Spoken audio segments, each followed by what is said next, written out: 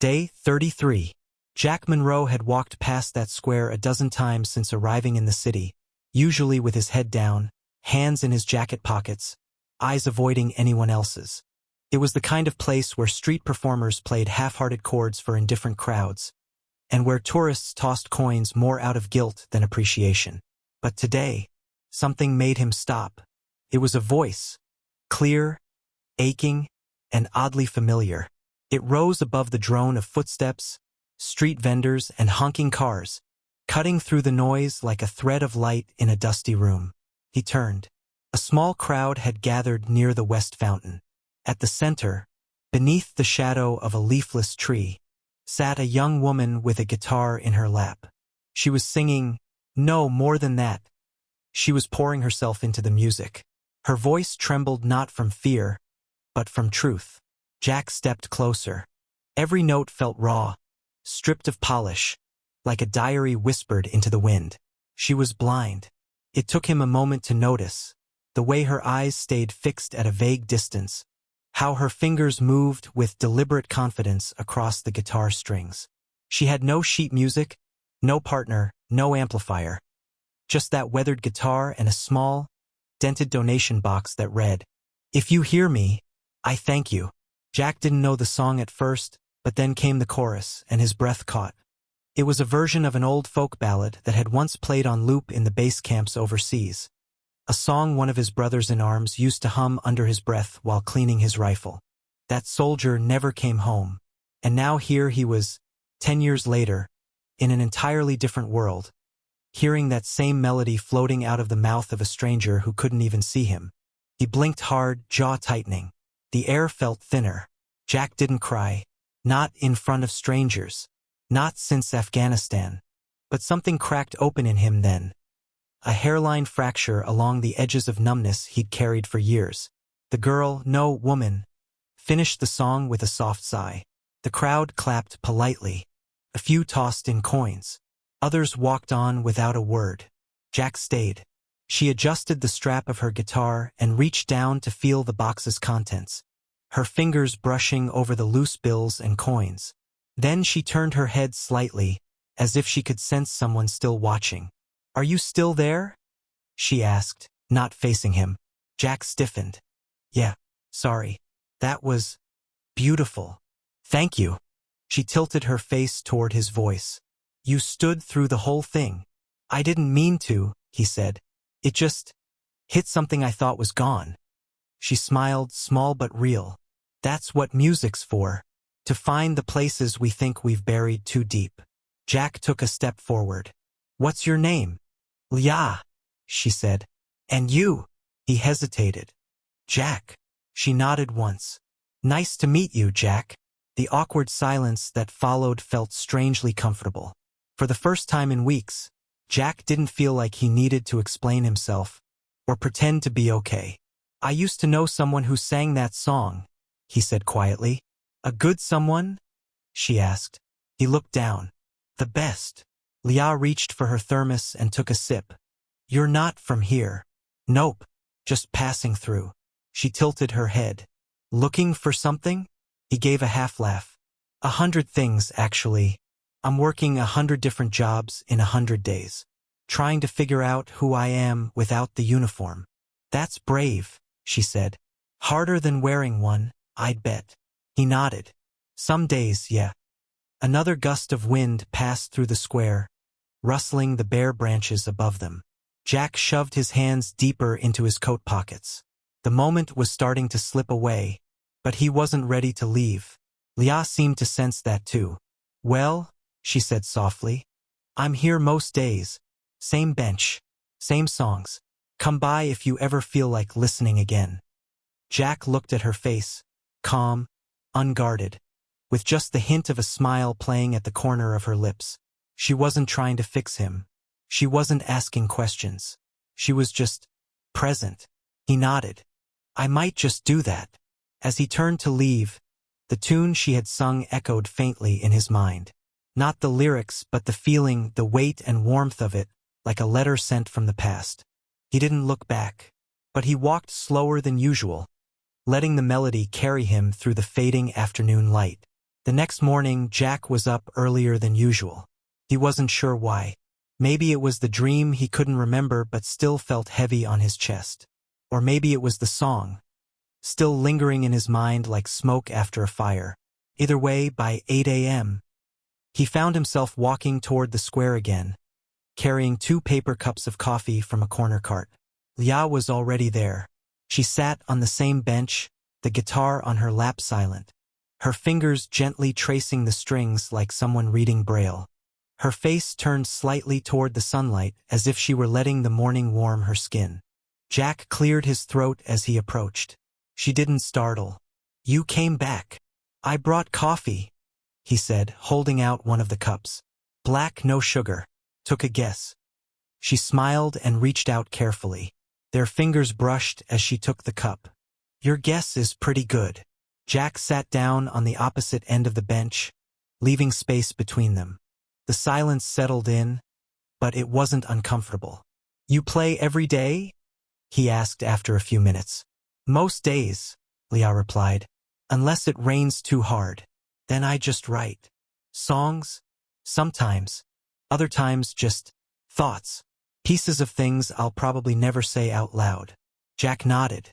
He understood that more than he could admit.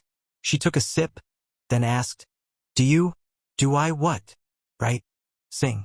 Play?" He chuckled softly. "Not really. I mean, I sang once, a long time ago. In the army, we used to joke around with karaoke on bass. Bad singing, worse dancing. But you've felt it before," she said. "The pull. The need to say something that can't be spoken normally." Jack looked down at his boots. "Yeah, but I don't know how anymore." There was a pause. Then Leah said, "Maybe that's because you're trying to remember the old way. Maybe it's time to find a new one." He glanced over at her. "That easy, huh?" "No," she said, smiling. "It never is." Jack laughed. "Why do I feel like you've done this before?" "What, encourage broken men to find their voices?" she teased. He raised an eyebrow. "That obvious, huh?" "You carry silence like armor," she said gently. "But your eyes give you away." Jack didn't know what to say to that. He took a long drink from his cup. After a while, Leah set her coffee down on the bench and lifted her guitar into her lap. "I don't usually do this," she said, her fingers lightly plucking a slow, haunting chord. "But, would you sing with me?" Jack blinked. "What?" "Just one song. Doesn't have to be good. Doesn't even have to be loud. Just real." He opened his mouth, then closed it again. "I haven't sung in years," he said. "Then your voice is overdue," she replied. He hesitated. The idea felt absurd. Him? Singing in public? With a blind street musician he met yesterday? But the square was quiet. The city hadn't woken fully yet. There was no audience, no pressure, just her and him, and the music floating like steam in the cool morning air. Jack leaned back, rubbing the back of his neck. "What song?" "Your choice," Leah said. "Something that lives in your bones." Jack closed his eyes. He thought of the base camp again, the gravel under his boots, the stench of sweat and diesel and adrenaline. He thought of Harris, the youngest in their unit, singing old country songs to calm his nerves before patrol. He thought of the night Harris didn't come back. A beat passed. "There's this one," Jack said, voice rough. "It's not famous. Just something a buddy used to sing. Kind of a prayer in disguise." Leah nodded. "Then let's try it tomorrow." Jack's eyes snapped open. "Tomorrow? I'm not going to push you now," she said simply. "But if you still feel the pull in the morning, come back. I'll be here. Same bench. Same guitar." He stared at her. There was no pressure in her tone, no expectation. Just space. A gentle offer. Jack stood up slowly. "All right, I'll think about it." "Thinking is a good start," she said. "But singing? That's when the healing begins." He paused, unsure whether to respond. So instead, he gave a small nod and turned away, the half-empty coffee cup still warm in his hand. As he walked, he caught his reflection in a shop window. He looked the same, rugged face, short-cropped hair, that military stillness that never quite left. But something about his eyes had changed. They didn't look empty anymore. Day 34. The square was busier that afternoon. The hum of weekend life swelling around the fountains and food carts. Musicians staked out corners, hoping for open ears and loose change. Jack stood a few feet behind Leah's bench, heart pounding against his ribs. He could still back out. He could just turn around, fade into the crowd, pretend none of this had happened. But there she was, Leah, tuning her guitar by ear, nodding occasionally to some inner rhythm only she could hear. Her calmness felt like gravity. He took a breath and stepped forward. "You came back," she said without turning. "You sound surprised." "Not surprised," she said. "Just glad." He eased down onto the bench beside her, pulling his jacket tighter. "Still think this is a good idea?" "No," she replied and smiled. "But the good ideas never change us." Jack smirked despite himself. "That's supposed to be comforting?" Leah began strumming softly, a low chord that vibrated through the wooden bench like a heartbeat. She nodded once, and Jack took that as his cue. His voice came out low, rough, like something unpracticed and too long unused. He stumbled over the first few lines, just murmurs, really, but Leah kept playing, steady and patient. The song was one Harris used to sing, late at night when they were homesick or scared. Jack had forgotten the words years ago, but somehow, they were still inside him. Each note pulled them out like old photographs from a box he hadn't opened since the war. People began to stop. Some lingered at the edges, unsure whether to interrupt the fragile thing blooming on the bench. A mother held her child's hand a little tighter. A teenager pulled out her phone to record. A food delivery guy leaned against a post, eyes softening.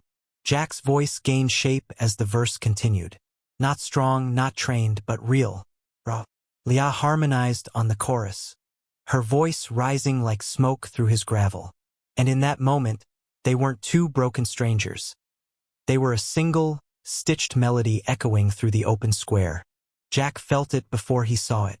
A boy, maybe 7 years old, walked forward from the crowd and dropped 2 wrinkled dollar bills into Leah's guitar case. He stood there, looking up at Jack with wide, steady eyes. Then, without a word, he gave a small salute. Jack's voice caught. The boy's mother gently led him away, but Jack's throat had already tightened, and the next line of the song cracked halfway out. Leah didn't stop. She didn't even glance at him, just filled the space he left with her own verse, letting him gather himself in silence.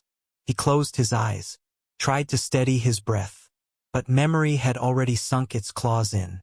He was back in the desert, the radio playing in the distance, Harris humming beside him, the sharp crack of gunfire cutting the air. And then nothing.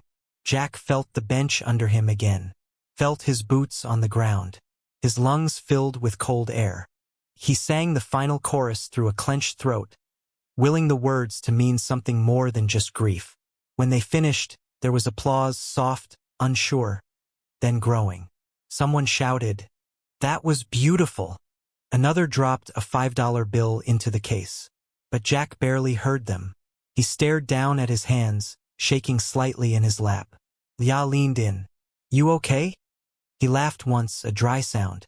"No." "Good," she said gently. Jack turned to her, confused. "Means it reached something," she explained. "The song did its job." He swallowed hard, nodded once, and looked out over the square. The crowd was already thinning, moving on with their lives. But Jack felt like something inside him had shifted. Something old, stubborn, and frozen had begun to crack. A man in his 60s approached the bench, wearing a faded Vietnam veteran cap and an oversized flannel. He didn't say much, just placed a hand briefly on Jack's shoulder and whispered, "Welcome back, brother." Jack's eyes stung. The man walked off before Jack could respond. Leah closed the case and stood up slowly, adjusting her coat. "That was a lot." "Yeah," Jack said, voice rough. "Didn't expect that. No one ever does." He rubbed a hand over his face. "It's like everything I buried came up at once. And," Jack exhaled, It hurts. Leah offered a small smile. Then sing again. He looked at her, startled. What? You don't have to explain it, she said. You don't have to fix it. Just sing again. Until it stops hurting. Or until it hurts in a way you can live with. Jack stared at her for a long moment, then nodded. Day 38. Jack hadn't planned to say yes. The invitation came from a volunteer named Miguel who helped organize the annual Voices in the Square benefit concert. A small, grassroots effort to raise money for local shelters and refugee aid. Miguel had heard Jack and Leah perform 2 days earlier and asked if they'd be willing to take one of the evening slots. It's nothing fancy, he'd said. Just a mic, some lights, and people who want to feel something. Leah had smiled and accepted without hesitation. Jack had nodded politely, said he'd think about it. Now it was the day of the show, and Jack was pacing the alley behind the square, palms sweating through his guitar case handle, heart racing like he was back on patrol. I shouldn't be here, he muttered. Yeah, seated on a folding chair, tuned her guitar with practiced calm. Why not? I'm not a performer. You're not, she agreed. You're a storyteller who forgot his voice. Jack gave her a sharp look. What if I mess up? What if I freeze out there? Leah didn't look up. Then you'll be honest. And that's more than most people will ever be on a stage. He sighed, running a hand through his hair. You don't get it. These people don't know me. But if they did, I wasn't always someone worth clapping for. Leah stopped tuning. Jack, she said softly. They're not here to judge your past. They're here to feel something real. You can give them that. You already have. A moment passed. Then she stood, reached over, and placed something in his hand. It was the leather-bound notebook she'd given him earlier, her unwritten songs. Keep it with you, she said. If your hands shake, hold this. If your voice breaks, sing anyway. They'll hear your truth. Jack stared at the book, then nodded. The stage was simple. A wooden platform strung with yellow bulbs, set at the far end of the square. Plastic chairs filled quickly as twilight gave way to the soft blue of evening. Families, old couples, students with coffee cups, and volunteers with bright vests took their seats, faces lit by anticipation. Leah was scheduled just before the final act. When her name was called, she walked onto the stage, guitar slung over her shoulder, and sat on the single stool waiting under the spotlight. Jack followed. He wasn't used to that kind of light. It felt too exposing, like standing under interrogation. But Leah was already strumming a familiar intro, and the crowd was already leaning in. No turning back now. She didn't introduce them. She just played. Jack took the mic with shaking fingers. The first verse trembled out of him like breath from cold lungs. But Leah's harmony was there, warm, grounding, forgiving. Then it happened. Midway through the second chorus, just before the part he'd written about Harris, his eyes fell on a young boy in the third row. Same boy from the square. 7, maybe 8. Sitting on his mother's lap, clutching a cardboard sign made with thick black marker. Welcome back, Uncle. Jack's voice broke. He looked away, eyes wet. He turned slightly, blinking hard, trying to steady himself. But the lump in his throat refused to move. It wasn't just the boy, it was what the sign meant. It meant someone saw him, not as a veteran, not as a ghost, but as a man who made it back. Leah didn't fill the silence. She just kept playing, letting the moment hang in the warm night air, letting Jack decide. And he did. He turned back to the mic, voice raw, and finished the verse. I used to wake where no birds sang, but now I hear the echoes ring. In every child, in every name, a reason left to sing. The crowd was completely still. When the song ended, there was no immediate applause, just that beautiful, aching pause that only true honesty can create. Then it came. Gentle at first, then stronger. People stood. Jack stood too, but this time taller. The weight he carried still existed, but it no longer defined the shape of his spine. Leah gave him a nod, subtle and proud. They walked off stage together in silence. Backstage, Jack sat down heavily on a bench, breathing hard like he'd just run a mile. You did it, Leah said, placing the guitar back in its case. Jack stared out at the darkened square. I didn't think I could. You didn't just sing, she said. You returned. Jack looked at her. I'm not who I was before, he said quietly. No, she replied. You're something better. He reached into his coat and held up the notebook. Do you want this back? Leah shook her head. No. That book belongs to the version of you who sings. Keep writing. He opened it again, ran his fingers over the first page. Then, using a pen clipped to the back, he added a new title on the second line of the index. The final stage, Day 38. Day 39. The square was quiet again. Not empty, just quieter. The kind of calm that came after a storm had passed. Jack Monroe walked toward the bench with the same paper coffee cups he used to bring. One black, no sugar, the other with just a splash of milk. Habit, maybe, or hope. Leah wasn't there. The guitar case was gone. No termos. No folded stool. No music hovering like warmth in the cold air. Jack sat anyway. He waited 10, maybe 15 minutes, sipping his coffee slowly as if she might still round the corner, late but smiling. She didn't. He wasn't surprised. There'd been no promise she'd stay. No goodbye. Just that silent understanding, the kind two people share when words would only make things heavier. He looked down at the bench, tracing the lines of wood with his gloved hand. Then he pulled out the small leather-bound notebook. Hers. His. Theirs. He opened it to the last written page. There, in pencil, were the final lines Leah had written weeks ago. You don't need to see the path to walk it. Just trust the beat inside. Jack smiled faintly. He pulled a pen from his coat and wrote beneath her words. Day 39. You taught me that scars don't end songs. They begin them. He sat for a long while, letting the cold air tighten around him.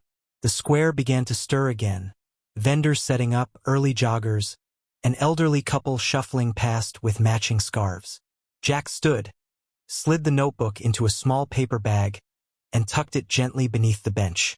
Maybe she'd come back. Maybe someone else would find it. A lost soul who needed a song more than a sermon.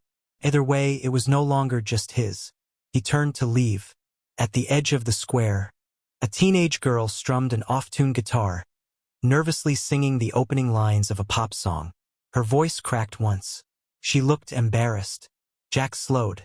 Then, without thinking, he gave her a thumbs up as he passed. Keep going. You're doing great. The girl blinked, then smiled. She kept playing. Back in his room, Jack packed his small duffel bag, his version of a suitcase for the 100-job journey. A t-shirt, a dog tag he hadn't worn in a year, a wallet-sized photo of Harris, and a folded copy of the concert flyer from the night before. He paused, pulled out a small pocket recorder, and hit record. Day 39, he said aloud. E-song. On a stage, in front of people. And for the first time, I didn't feel like a fraud. I felt like someone who survived for a reason. He stopped recording. Outside, the city moved. Buses hissed. Doors slammed. Somewhere down the block, a child's laughter rose above the noise. Jack slung the bag over his shoulder and headed toward the next address on his list. The job for Day 39 would be something new. He wasn't sure what yet. Miguel had mentioned needing volunteers at a youth center. Someone to teach journaling. Maybe music. Maybe nothing. But as Jack walked, the rhythm of his boots matched something deeper. He didn't hum. He didn't sing out loud. But the melody was there. Steady, quiet, alive. The beat inside. He reached the corner and stopped as a city bus slowed beside him. Reflected in the window, he saw his own face. Different. Not because of age or scars or what he'd lost, but because, finally, he recognized the man staring back. He crossed the street.